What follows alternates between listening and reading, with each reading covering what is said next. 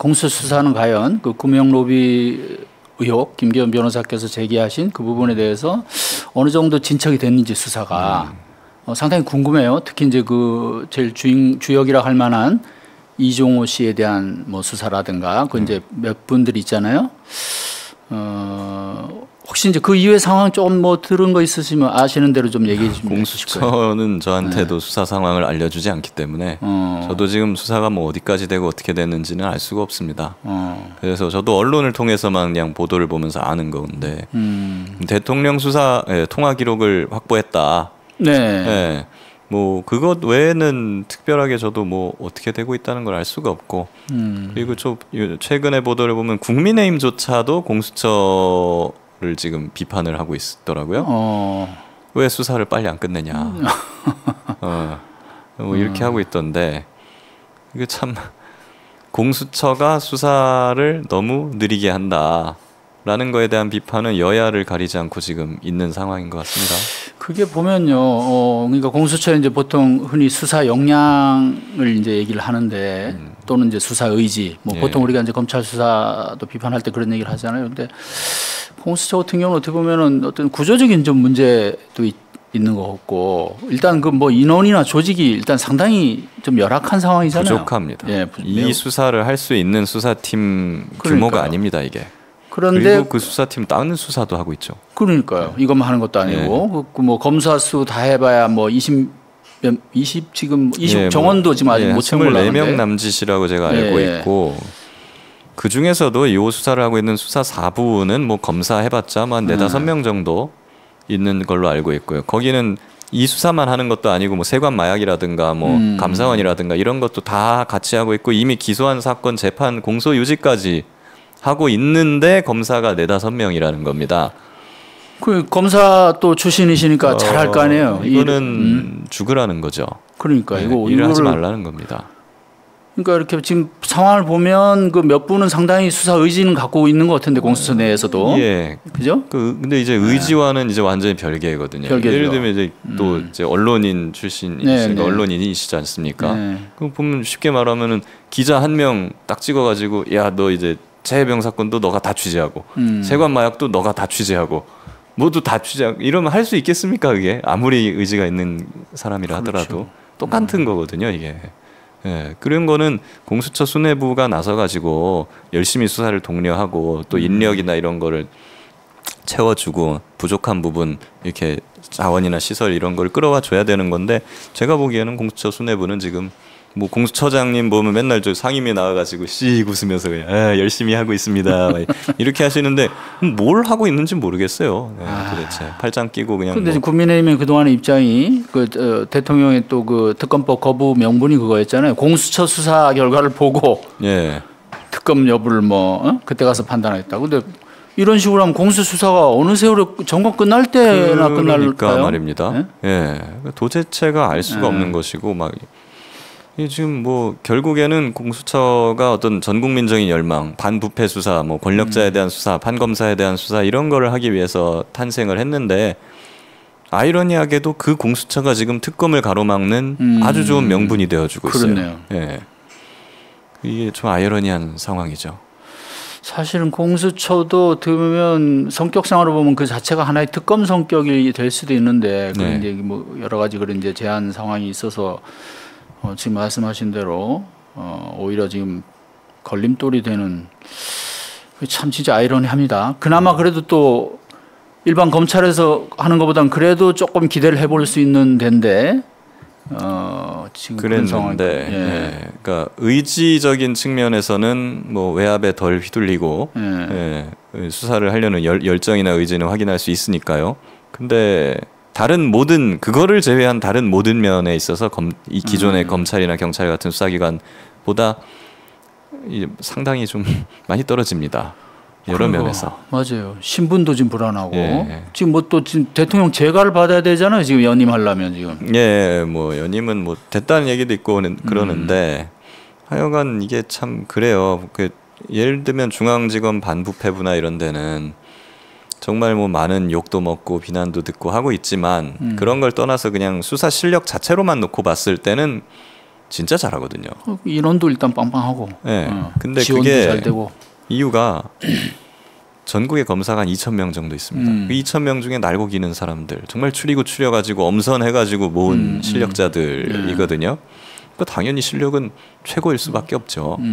근데 공수처는 솔직히 그러지 못하거든요. 네. 지금 수사 경험이 전무한 변호사 출신 분들도 거기 들어가 있고, 네. 그러니까 수사 경험이 없는 사람들도 거기 많이 들어가 있어요. 그리고 뭐 거기서 이제 수사 경험이 있다고 하더라도 정말 뭐 그 중앙지검 반부패부나 막 이런데 근무하는 검사 수사관들처럼 산전수전 다 겪은 그런 엘리트 베테랑들이냐 하면은 많이 좀 거기는 미치지 못하는 것도 사실이고요. 예.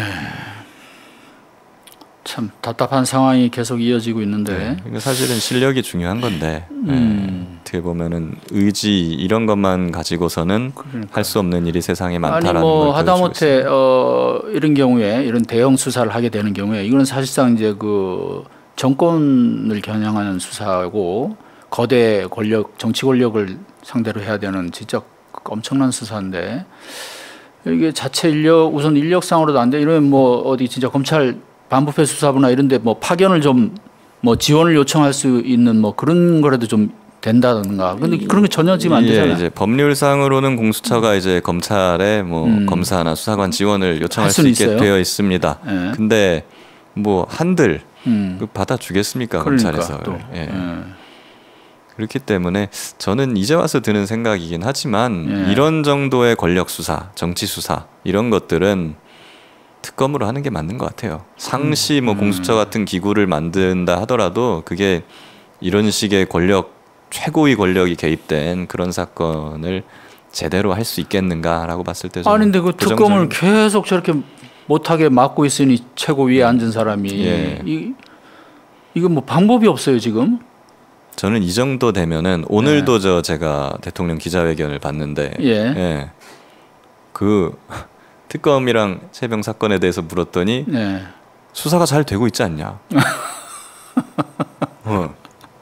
경북경찰청 수사 결과도 아주 잘했다. 국민들이 거기에 대해서 이의를 달기 어려울 것이다. 외압이 없었다는 게 밝혀지지 않았냐. 이런 진짜 안 그래도 지금 더워 죽겠는데 지금 뭐 가슴에 그냥 완전히 그 국민들 그 속에 불을 지르는 그런 말을 진짜 너무도 뻔뻔하게 대통령이 하시던데요. 달나라 화법이에요 보면. 그러니까 이걸 보면서 이 정도로까지 거부권, 자기에 대한 수사에 대해 거부권을 행사하는 것은 제가 보기에는 이제 탄핵 사유도 될 수 있다고 생각해요. 오늘도 이정섭 검사 탄핵이 기각됐던데 그것과는 질적으로 다른 행위입니다. 이거 그렇죠? 특검에 대한 대통령의 거부권 행사 이런 것들은 지금 말씀하신 대로 사실상 대통령 본인이 피의자 성격으로 이제 바뀔 가능성이 있는데 거기에 일종의 지금 방어권을 행사하는 거잖아요. 근데 그걸 권력을 이용해서 방어권을 행사한다는 거는 탄핵 사유가 그렇죠. 되겠죠? 방어권은 그냥 개인적인 방어권을 행사를 해야죠. 자기 권력을 이용해서 그걸 방어하게 되면은 이거는 명백하게 헌법을 위반하는 겁니다. 지난번에 그 국회에서 국민청원 왜 대통령 탄핵 그 5가지 사유가 올라가서 한 140만 명 이상이 서명을 하고 했는데 그때 이제 5가지 사유였잖아요. 그래서 첫 번째가 결국은 이 최병 수사 외압 부분이었거든요. 말이죠. 그러면 그때 뭐 저번 시간에 김정인 변호사님 나왔을 때도 그런 얘기를 잠깐 했던 것 같은데 5가지 중에 뭐 저도 이제 그 문제로 국회 토론회도 참석하고 했는데 역시 제일 강력한 거는 이 최병 수사 외압 부분이다. 여러 가지 법리적인 거, 뭐 증거 이런 거 다 따져봤을 때, 그다음에 대통령과의 직접적인 관련성. 왜냐하면 이제 뭐 나머지 어떤 뭐 정책적인 거나 뭐 남북 관계나 뭐 이제 어떤 대형 참사 관련 이런 부분들은 사실은 좀 복잡하잖아요. 이걸 탄핵 사유로 막 이제 저거 할 때는. 뭐 그런 부분은 또 그리고 뭐 재량으로 볼 여지도 있어서요. 법원이나 헌법재판소 입장에서는. 근데 최병 사건은 뭐 누구보다도 잘 아시겠지만 여러 가지로 지금 뭐 탄핵 사유를 향해서 그렇게 많이 지금 가고 있지 않습니까? 그렇죠. 아니 어떻게 보더라도 이거는 대통령실 차원의 수사 외압이 가해졌다라는 것은 이제 전 국민적으로 거의 자명한 사실이 되어버렸지 않습니까? 그런데도 이걸 진상규명을 끝까지 가로막는다고 한다면 이건 공직자 이전에 사람으로서 할 짓이 아닌 겁니다. 이거. 아니 그러니까 사실은 저희가 뭐 한번 이제 탄핵을 경험해 봤는데 박근혜 때 사실 뭐 민주주의 국가에서 이제 선거로 대통령을 뽑고 이러기 때문에 또 탄핵으로 뭐 대통령을 끌어내린다. 이게 사실 헌정사에 사실 바람직하지는 않잖아요. 아 그럼요. 예. 아니 그 누가 탄핵하자 그랬습니까? 그러니까. 예. 저는 탄핵을 얘기한 적이 없어요. 이거 진상규명하자고 그랬지. 근데 뭐 권성동 의원이나 그저 국민의힘 사기 탄핵 TF 뭐 이런 거 만들고 자기들 스스로가 막 이름을 사기 탄핵 이런 걸 붙여가지고 맨날 탄핵 하고 있는데 탄핵은 아니 사기 탄핵은 또 뭐예요? 그러니까. 예? 응? 왜 사기 탄핵이라는 거예요? 모르겠어요. 탄핵 사유가 안 되는데 사기다. 저는 그 약간 좀 본인들의 컴플렉스라고도 보는데요. 그 사기 탄핵이란 말이 최초로 나온 게 박근혜 탄핵 때 나왔습니다. 태극기 부대나 이런 데서 이제 사기 탄핵이란 말을 썼잖아요. 사기 탄핵 무효 막 이러면서. 근데 그 탄핵을 그때 시킨 게 누굽니까? 그때도 다 같이 했잖아요. 그때 자기네가. 법사위원장 권성동 의원입니다. 네, 권성동이 소추위원으로 헌법재판소 나와가지고 막 박근혜 탄핵시켜야 된다고 막 주장하고 그랬잖아요. 맞아요. 근데 본인이 그렇게 해놓고 이제 어떻게 보면 권성동 의원이나 막 그런 사람들은 국민의힘 내부의 어떤 그 강경 세력, 태극기와 같은 그런 세력들로부터 아직도 그것 때문에 이제 욕을 먹고 있습니다.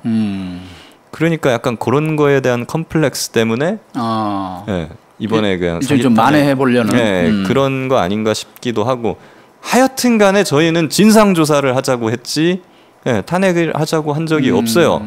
근데 그거를 자기 권력을 동원해갖고 거부권을 계속 행사하고 못하게 방해하고 한다면 그게 또 다른 탄핵 사유가 되는지는 탄핵 사유에 해당한다. 네, 그거는 이제 변론으로 하고 저는 이 최혜병 사건 요거 때문에 대통령을 탄핵시켜야 된다는 말을 한 적이 없단 말입니다.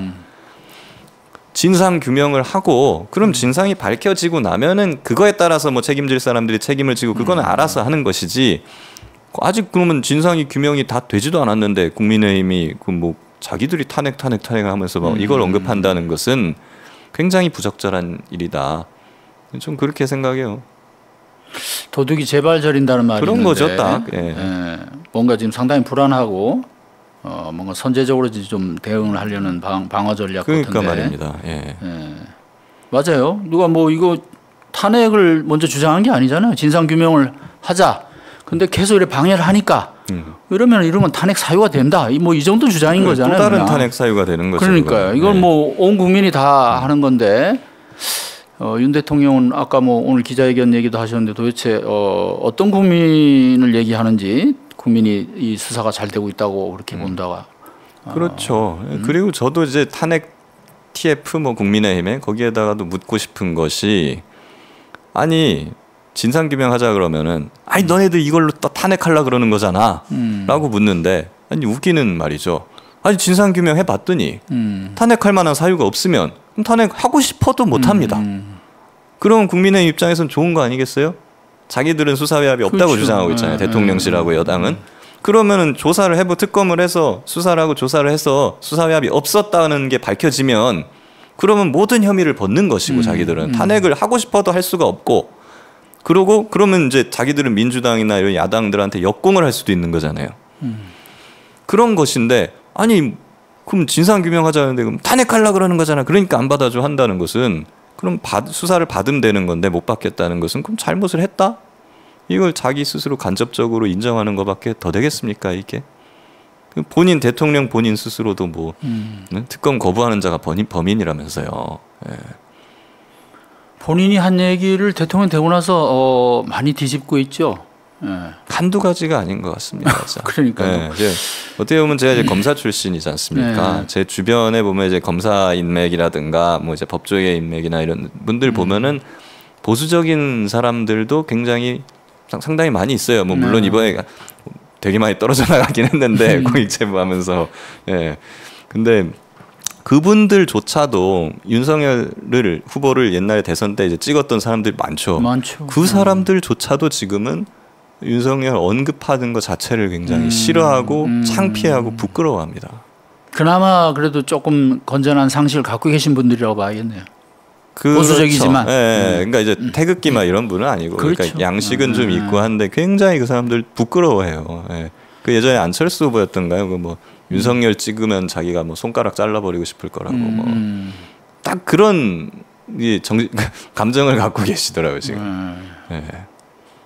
이게 뭐 저희가 독립운동하는 것도 아니고 참 뭐 이 손가락을 그러니까 누가 이런 거를 예상할 수 있었겠습니까? 네. 아니 제 주변에도 그렇습니다. 사실 뭐 저도 이제 검찰 많이 출입하고 그러다 보니까 윤석열 대통령이 이제 총장 그만두고 대선 후보 막 나올 때쯤 그때도 이렇게 뭐 검찰 고위직을 만나보고 하면 그때쯤 벌써 이제 전현직 검사들이 윤석열 후보를 대통령 만들려고 적극적으로 뛴다는 말이 벌써 나왔었는데 예. 총장 그만두기 직전이었죠. 몇 달 전이었는데 그때도 사람들이 저도 이제 그런 얘기를 들었어요. 자기들이 봐서는 그래도 윤석열이 하면 문재인보다는 잘하지 않겠습니까? 뭐 이러면서 그렇죠. 그러니까 뭐 여러 가지 장점을 많이 얘기하고 네. 그랬거든요. 저하고 아주 가까운 어떤 분들. 그렇죠. 그런데 그리고 이제 근데 한 1년 지나서 이제 예. 다시 윤 대통령에 대해서 얘기를 하는데 지금 아까 말씀하신 딱 이제 그런 식으로 예. 완전히 바뀐 거예요. 최소한 그분들 아마 그런 생각을 했던 것 같아요. 최소한 윤석열은 검사 출신이고 법률가니까 최소한 뭐 법대로는 하겠지. 맞아요. 예. 예. 법치 뭐 이런 거는 좀 하겠지. 그렇게 기대를 했는데 지금 뭐 거의 뭐 자기가 그 수사하고 구속시켰던 MB나 박근혜 정부 때보다도 훨씬 더 자기 맘대로 하고 있는 것 같다는 생각이 듭니다. 거의 뭐 루이 14세 뭐 네. 저리 가란데 거의 자기가 했던 말을 스스로 뒤집고 수사를 아예 못하게 막아버리고 예. 그리고 심지어 무슨 뭐 독도 지우기 최근에 뭐 이런 거부터 뭐 무슨 중요한 거는 일본의 마음하고 뭐 이게 전면적인 어떤 친일 노선으로 지금 가고 있는 이런 거는 윤석열을 찍은 사람들도 상상을 못했던 것들입니다. 말도 안 되는 일이죠. 정말 상상할 수 없는 그런 캐릭터의 대통령이 탄생을 했다. 참 뭐 나라의 비극인 것 같은데 지금이라도 진짜 뭔가 좀 대오각성해서 우선 최혜병 사건 하나만이라도 진짜 좀 공정한 모습을 좀 보이면은 참 그래도 그나마 좀 나라가 좀 안정되는데 좀 그렇죠. 도움이 되지 않나 싶은데. 제 생각에는 그런 겁니다. 이 최혜병 사건 작년에 발생하고 뭐 한 2, 3개월 정도 시끄러웠을 때 그때 나와가지고 내가 잘못 생각했다. 그러니까요. 그때만 해도 그때만 해도 뭐 나는 이제 그렇게 잘 안 알아보고 뭐 사단장까지 책임질 일인가라고 생각해서 그렇게 지시를 했던 것인데 지금 내가 자세히 보니까는 이건 내가 잘못한 것 같다. 그래서 내가 국민들 앞에 사죄드리고 바로 잡겠다 하고 뭐 임성근 사단장 자르고 책임 묻고 엄정하게 하고 하면은 제가 보기에는 그때 했으면 탄핵에 탄자도 안 나왔을 거예요. 그러고 그냥 이렇게 잘 넘어갔을 겁니다.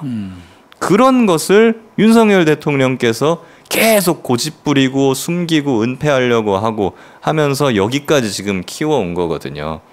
자기 팔자를 자기가 꼰 겁니다, 지금. 자, 그 부분을 두고 이제 그게 이제 윤석열 대통령 본인의 어떤 아집, 고집 또는 뭐 선입견, 잘못된 판단 그런 것이 작용했을 거라는 이제 일부의 시각도 있었고 그 뒤에 이제 강력하게 제기된 게 바로 이제 그 구명 로비 의혹인데 그게 아니라 대통령한테 강력한 로비가 들어갔다. 뭐 대통령 부인을 통해서든 또 다른 라인을 통해서든 그래서 총체적으로 우리가 구명 로비라고 할 때 그것이 결정적으로 윤 대통령이 계속 그쪽으로 거기서 발을 못 빼게 하는 그런 요인이 된 것이 아니냐. 지금에 와서는 더욱 그렇지 않나. 그게 더 설득력이 있다고 보시는 거죠? 그렇죠. 근데 초창기에 자기가 이걸 밝히고 바로 잡았었으면 뭐 사실 구명 로비 의혹이나 이런 것들은 나오지도 않고 그냥 끝났을 거 아니에요. 근데 이제는 뭐 거의 이제 끝까지 가는 수밖에 없는 상황이 되어버린 거 아닙니까? 그렇기 때문에 이제 윤석열 대통령이 뭐 저는 지금이라도 뭐 늦진 않았어요. 늦었다고 생각할 때 제일 빠를 때니까 지금이라도 나 사실을 다 밝히고 이렇게 했으면 좋겠다는 생각입니다만은 참 정말 갈수록 나라가 이제 점점 어둠에 더 이상 돌이키기 힘든 그런 국면으로 가는 것 같아가지고 안타깝죠.